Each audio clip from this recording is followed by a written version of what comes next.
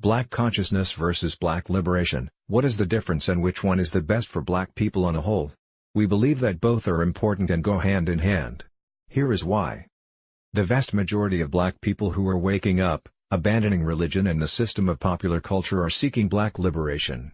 Like the Constitutional Code of the United States declares, we want life, liberty, and the pursuit of happiness. Unfortunately, we realized long ago that that code was not meant for us, because while other races eat from the table of opportunity, we have to fight for the scraps that fall off. Our struggle therefore has to go one step further. We have to unify socially, politically, and economically if we are ever going to be able to get a seat at the table of equal opportunity. In the past, our leaders have tried to unify us using many tactics.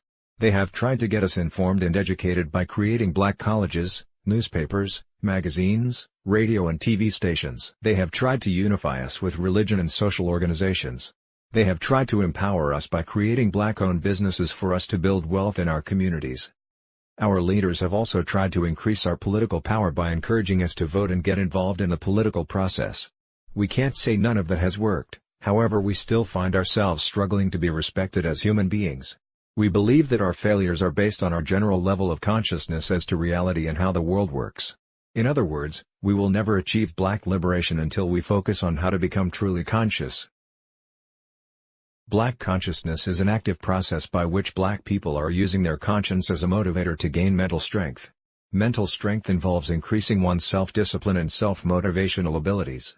With the strengthening of those qualities, a Black person can then go about improving their personal health and the health of their communities by gaining knowledge of self, their history, and how the world works. Without knowledge of self and self-discipline, Black liberation is just a wishful mental and physical pursuit in which Black people are trying to gain freedom from government oversight so that we can expedite our own destruction.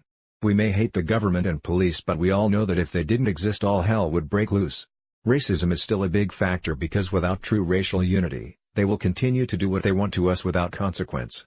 They don't respect us because from the way we kill each other, they know we don't respect ourselves. We want to be liberated to smoke weed and get high all day and impregnate as much women as we want and don't take care of our children.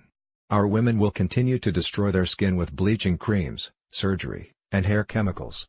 Our primary source of making money will be catering to our various desires such as selling drugs, prostitution, and partying. As long as we don't understand that our two primary mental states are desire and conscience, we will continue to degenerate as a race. Take the example of predominantly Black societies in many areas of the world. Common people are in constant disputes against authority. Authority always seems to represent oppression to us, and while colonialism has played a huge role, colonialism is fading while crime, violence, and corruption is on the rise.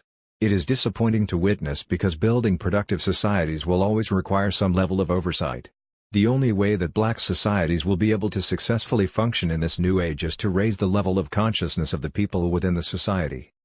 The HERU Interface's participation in the struggle for Black liberation is through Black consciousness, and consciousness is about self-improvement. We are not coons or self-haters who blame ourselves wholeheartedly for our own condition. We also make no apologies for the white man's continued racism, discrimination, and oppression of Black people worldwide. We are proud Black Afrakan people who will continue to fight for liberation by targeting the consciences of all races including our own.